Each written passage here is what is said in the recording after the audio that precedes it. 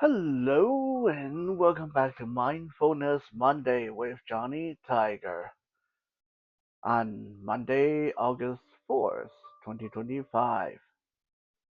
Now, today is actually a special day. It is my father's birthday. He turned uh, 83 today. Happy birthday, Dad. Although I will talk about a little bit about my dad further down in this conversation because there's something uh, relevant to our subject of the day, which is the art of communication. And I'm going to use a recent development with my dad to illustrate that just sometimes, no matter how you think, you know how to communicate, it's not going to work out exactly the way you think it's going to be. So as much as we have done a lot on this channel talking about the art of communication, the art of conversation, and so on and so on, I want to again remind everybody that these are not one size fits all solution. These are not your be all and for all solution that once you master these tricks, you're going to succeed every time. No, because conversation is not just about you. A lot of time is depending on the other party, right? If you, no matter how good you think you are at communicating, at talking your way in and out of the situation, if the other side is not interested in talking or not interested in listening, then it's all going to be just moot point. Uh, in ancient China, there's a proverb that goes, when a scholar runs into a soldier, the scholar is going to lose. Uh, in Mandarin, it says 秀才遇到兵，有理讲不清. So basically, this illustrates very well what I'm saying, right? No matter how good of a scholar you are, how many books you've read, how good you can strung your sentences together, if that soldier is just not going to talk to you, not going to listen to you, he's just going to pull out his sword and wave it in your face, well, there's not much you can do in that case. Okay, and this applies to a lot of the stuff I do in uh, giving psychology advices and counseling advices, relationship advice, and self-defense advice. Um, Self-defense is another thing that no matter what kind of martial art you do, there's no be-all and for-all and one-size-fits-all solution. No matter how good your technique is, there's going to be that one day when the person is just a little bit bigger than you thought, or a little bit tougher than you thought, or maybe their heart grow in the wrong place, or they are left-handed versus right-handed. Uh, there's just so many things that can go wrong, and in the art of communication, it's exactly the same way. With that said, why are we even bothering with all this teaching all these lectures on the art of communication? Because I think a lot of people do benefit from knowing a little bit about how to go about communicating effectively, how to be a good conversationalist, how to talk good. Now, first, let's establish this. What does it mean when you say someone talks good? And some people say, well, the people on the debate team, the people who are lawyers, they talk really good. No, those people they talk to win. They're not even listening to you. Their job is not listen to you. Their job is to go there and talk over you. So they are not about communication. They're not about conversation. They're about proving their point and take the trophy home. I mean, those are not good talkers. Those are not good communicators. As illustrated one time when I was a teenager, I came home after another victory in a debate, and my father, rather than patting me on the back and said, "Good job, son. You did really well." He said, "You need to understand this. Just because you win in a debate doesn't mean you've won today." And I was like, what do you mean? I won. I got the trophy. So I clearly won. He said, no. You won that trophy, but you end up looking like an asshole in front of everybody. So even though you perform better than your opponent, but most people would like your opponent way better than they like you, because in the end, you were the one that were all strong arming your opponent and shaming them and doing all that stuff. So yeah, there's no point winning if you end up losing by looking like the asshole. Okay, so being a good talker is not winning the argument, is not talking faster, louder, more than the other person.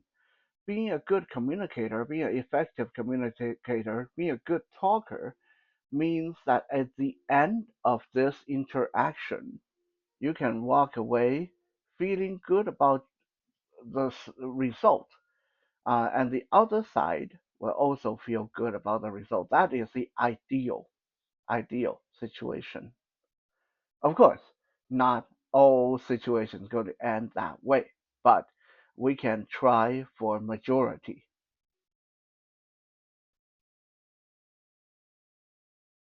So we have talked extensively about the art of communication and art of conversation in its many components in the past. But today I'm going to sort of give you a nice, neat little package and sum it up into the four essential elements for a good, effective communicator. If you want to be effective in your communication, if you want to be a good conversationalist, then you need to observe and remember these four elements and let them guide your action. Okay, we're going to start from the most simple and then going to the most complicated. The number one, the most simple is start from a balanced place. Okay, what do I mean by start from a balanced place? Means when you go into a communication, when you go into a conversation, you don't want to be uh,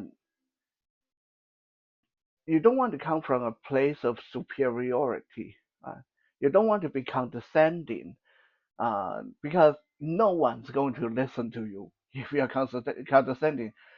I don't care how right you are. I don't care how good your points are. If you come into a conversation acting like you are better than everyone else, then you already lost two-thirds of that audience. Most people will not listen to you.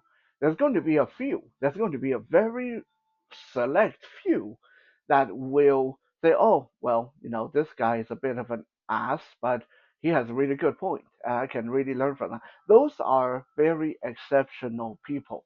But most people, if you start with, uh, "I am better than you are. I know better than you are," then I'm sorry, they already turned off their listening. They're not going to listen to you. In While you're talking, while you're explaining to them why you know better, they in their head they're already going f you, f you, f you, f you, f you, or they already turned off the YouTube video. Hmm? Even for me, right? Sometimes when I watch action figure review, as soon as I open the video. If the guy come on just low key and normal, then I'll watch the whole thing. But if the guy come on like he's some kind of superstar and really guru about these things, and oh, you guys think this is expensive, but no, this is like not expensive. This is really good stuff, and you guys just don't have, you guys just cheap and blah blah blah. Like if the guy have this kind of tone, I'm not going to watch the rest of this video Because come on, dude, you are collecting action figures. I'm collecting action figures. There's nothing about you that is better than me. Okay. So this is the first thing. The second thing, okay, being balanced is you don't want to be too self-deprecating either. So nowadays we see a really bad trend of self-deprecation, of smearing yourself to please the other people, to get people to laugh, to get comic effect. Now, if you are a professional comedian, then yeah, that's your job. That you do whatever. But there are a lot of people that will put themselves down in a conversation just so the other person feel good, and this is a really big sign of low EQ. What? Yeah, I can already see, and I'm totally blind, but I can see the eyebrows going up. Some people like, wait. I'm doing things to make other people feel good. How is that a sign of low EQ? Because you are making yourself look bad and you make yourself feel bad and you make the people who care about you feel bad. Okay, so yes, you may please that certain people that you're talking to by putting yourself down, calling yourself fat, calling yourself ugly, blah blah blah. But you are only addressing their feeling. You're not addressing your feeling. You're not addressing your girlfriend, boyfriend's feeling. You're not addressing your parents' feeling. Okay, so uh, to please people by putting yourself down is a really serious sign of low EQ. Because if you have high EQ, then you wouldn't have to resort to that. Now, with that said, I am the first one to admit that sometimes I do the self-deprecating thing a lot, and at least some people think I do. But there is a difference when I do it. Right? When I deprecate myself, when I say, "Ah, oh, it's just a fat blind guy coming through," or "Oh man, I'm getting too old for this crap," stuff like that. I'm not saying it to make you feel good or anything. I'm not really putting myself down. It's more me being sarcastic. Okay, there's a big uh, element of sarcasm when I say these things, and I don't believe in it myself, so it does not make me feel bad because yes, and I may say, "Oh man, I'm like, you know, how can I fight you? I'm blind, I'm fat, I'm 40 years old. Are you joking? I'm not going to be able to fight you." That's me being sarcastic, okay? If you believe that lie, then that's your problem. Because in my head, I know that if it come down to it, I'm going to kick your ass, right? So I have enough confidence to pull this off. But even with that, like I will admit that this is something that I need to work on, because a lot of time I will try to relax the conversation by throwing a bit of self-deprecation in there, which is actually really a bad practice. If you want to be an effective communicator, you can't come from a self-deprecating place. Why? Because if you're already putting yourself down, then you if the person you're talking to is intelligent, they'll understand that you're being humble. They won't take it to heart. But if you're talking to someone who's stupid, then they will stop listening to you because they know, oh, well, you already say you're stupid, you already say you're fat, or you already say you're this that. Why should I listen to you? You yourself don't even respect yourself. Why should I respect you? Okay, so you have to be very, very careful with the self-deprecating thing. It will throw off your game. So if you want people to listen to you, if you want to communicate effectively, come into the conversation nice and balanced. You're not higher, you're not lower, you're not better, you're not worse.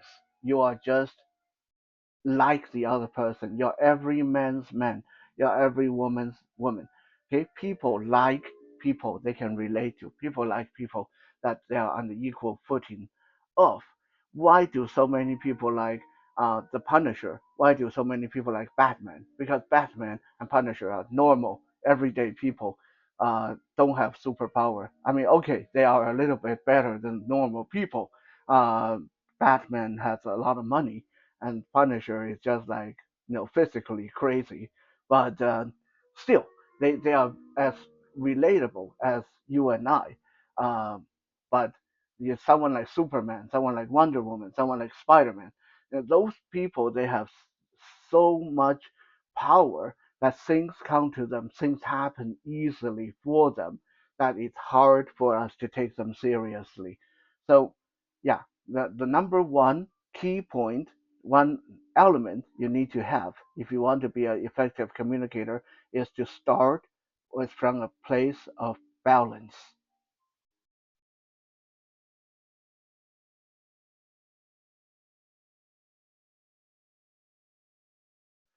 Number two, to be an effective communicator, you need to put your emotions away.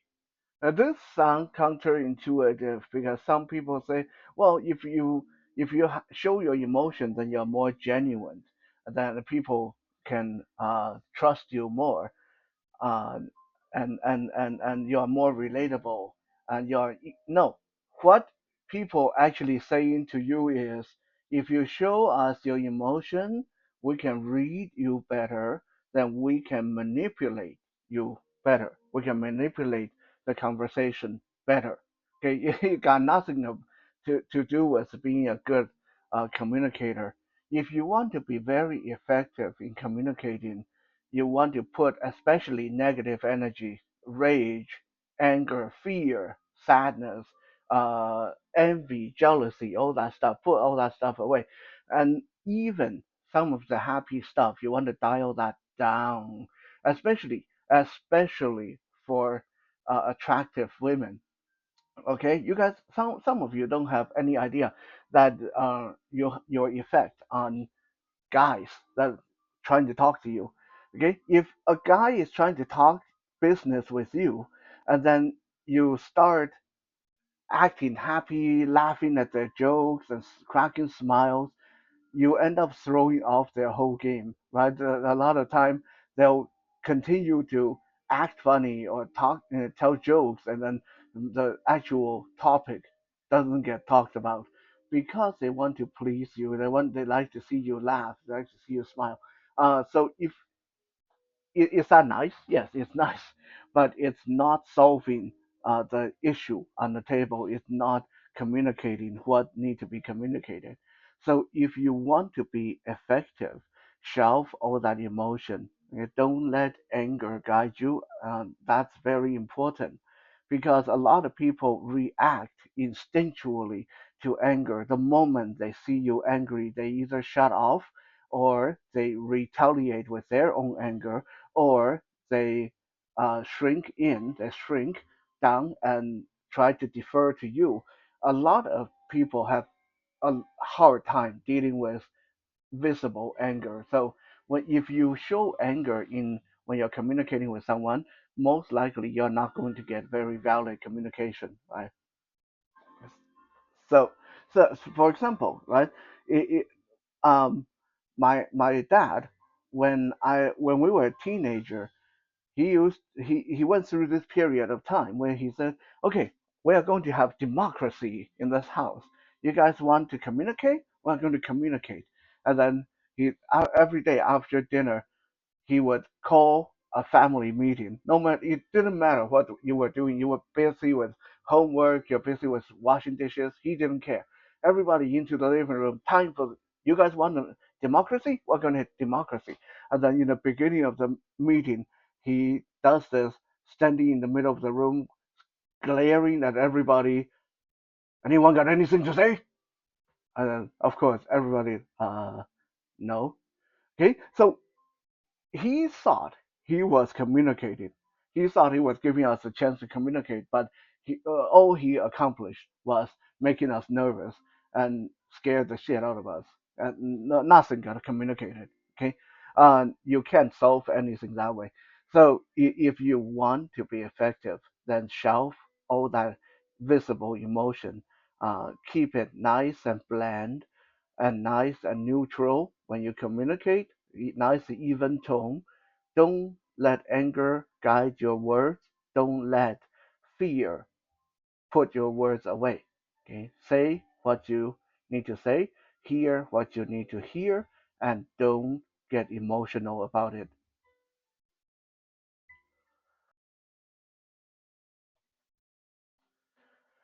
Number three, to be an effective communicator, you need to stay true to your principle. Okay, it's okay to compromise on the small stuff. It's okay to compromise where we like to go for dinner. It's okay to compromise uh, where we want to go camping, but it is not okay to compromise. Uh, you should stop being a vegetarian because I hate vegetarian. Well, that's something that supposedly, okay, I'm assuming that being a vegetarian or being a Christian, something like that, it's your core principle. It's something that you truly believe in, and if you can't even be convinced enough, if you don't even have the conviction to stick to your gun, if you will even give up on your own principle just to be a people pleaser, just to please whoever you're communicating with, then your communication will never be complete. It will always be one sided. You will always be that people pleaser, and people will not be able to get from you what they need to get from you, assuming that you're communicating with someone who is intelligent um, and care about communicating. Now, this is where I want to talk about a recent thing with my father. Um, a couple of weeks ago, I had a bit of a row with my dad because in the middle of the night, my dad sent me a text and he said, "Your mom said that you are mad at me because I said to you that you were not as good as your brother, that your brother is better than you are." Did I ever say that? I don't remember ever saying that. Did I ever say that? Are you mad because of it? No, this is in the middle of the night, and then I had the rest of the night to think about it before I responded to his text.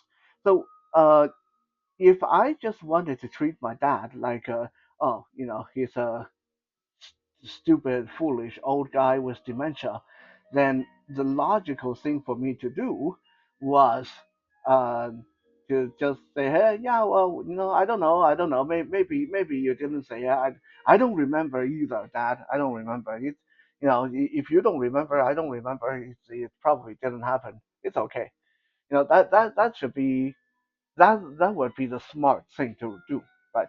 But being a very effective communicator, I decided to stick to my gun. I decided to stick to my principle.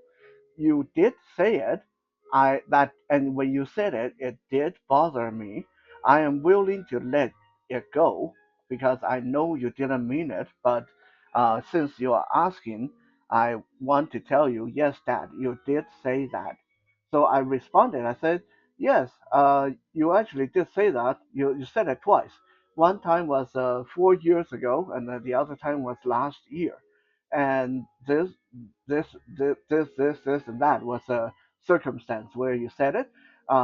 It really bothered me at the time, but I don't really think about it much anymore. So I don't hold it against you. But yes, you did say it.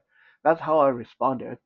And then, like in my head, I was thinking, yeah, that's really good communication. I answered your question. I was honest. I stuck to my principle, and you know, I also let you know that I don't hold it against you.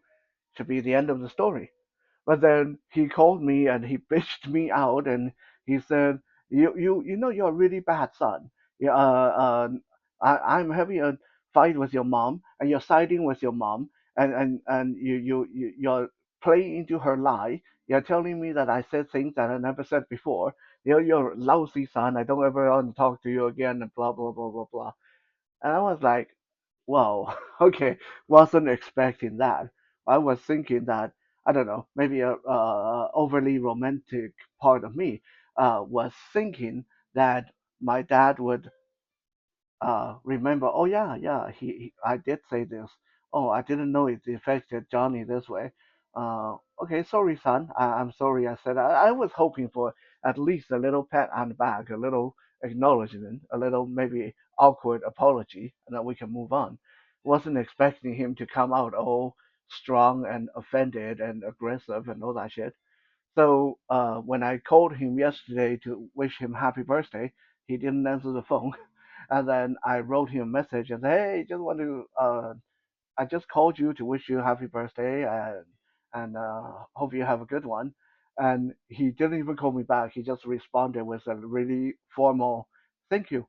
So I was like, "Oh, he is still pissed." So that's why I said, I sometimes even when you follow all these rules, you're very good at communicating. If the other person is not into it, then you're not going to get anywhere. But yes, generally speaking, it's a good practice to stick to your gun. Uh, when you communicate, stick to your core belief. If it's right, it's right. If it's wrong, it's wrong. You don't have to be self-righteous about it. You don't have to be loud and rah-rah and embarrass the other person. You don't have to shame them. But at the end of the day, if the person, let's say if someone you're talking to say something uh, about gay people, and let's say they come across as kind of homophobic, a lot of people will just laugh it off. A lot of people will say, oh well, I don't want to argue with him about it. But honestly, I have in the past, I have, like, when I heard someone making homophobic comment and a lot of negative gay comments. Uh, I'm not even like really involved with the LGBTQ community, but I took that person aside. I said, hey, what you said there, it's not exactly right.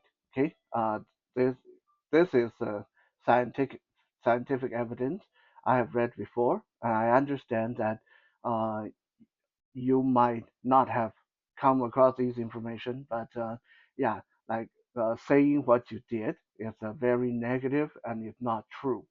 And the person actually was very receptive, and he read up on the information I showed him, and he totally changed his tune about gay people after that.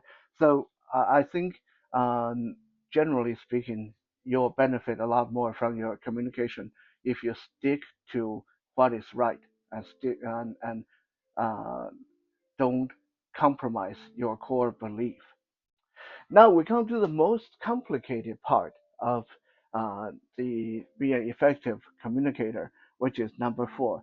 And number four is called empathic communication, which means basically before you open your mouth, really take a look at who you're talking to, and figure out what is it that they want to hear, and how are you going to say this to get the best result, to really get into their head.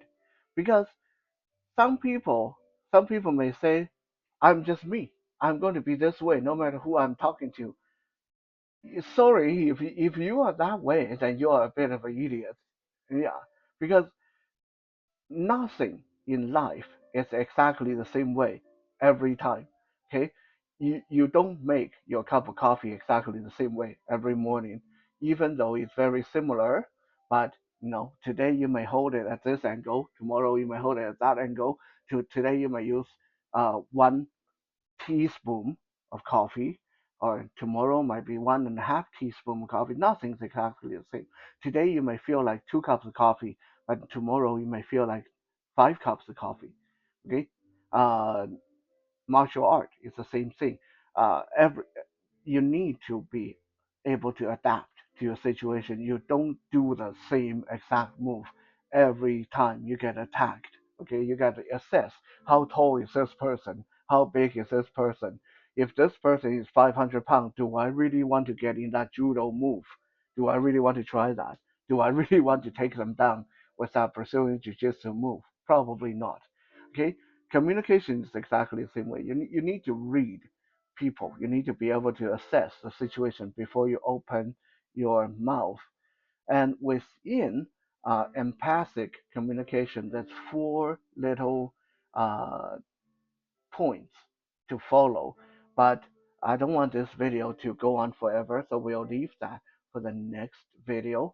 For this video, we'll just cap it right here. The four major pillars of being a good communicator is number one, start from a balanced place. You don't want to be too high and mighty, but you don't want to be too self-deprecating either. Number two, put your emotions away. Okay, your emotion will affect the other person, just like their emotions will affect you. So when both of you is getting affected by emotions, then nothing gets really resolved in the end. Okay, a lot of time, a lot of time in relationship, things get shelved. Issues that should be talked about get shelved and put away because one person start yelling or the other person start crying, and then both of them hug and kiss and have sex, and then now both of them are happy, and they don't talk about the situation that led to this in the first place. And then 10 years later, that little issue grow into a big issue. It's not a good idea. So when you want to communicate, shelve the emotion. Um, Number three is empathic communication style. Okay, before you open your mouth, before you start communicating, learn to read your target audience. Figure out what's needed here, what's not needed here, and go with the flow and really have a game plan before you start talking. Okay, talking is a lot better than fighting, right? Fighting, I think it was Mike Tyson that said, it doesn't matter what kind of plan you have. The first time you get punched in the face, your plan get go out the window. Okay, talking is much better. You can actually have a game plan and really stick to that because you're unless you really screwed up, you shouldn't get punched in the face. Right? And number four of being an effective communicator is stick to your core belief. Compromise the small thing, but do not compromise the big thing. Because when you are willing to give out your core belief, then there's no way for that other person to respect what you say. Okay, next time we'll come back and talk about this empathic communication a little bit more. It's a lot of fun. For now, thank you and have a good night.